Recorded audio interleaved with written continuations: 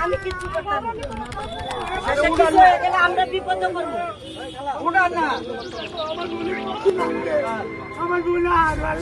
কি হয়েছে ভাইয়া কি হয়েছে কি হয়েছে রিক্সা উড়া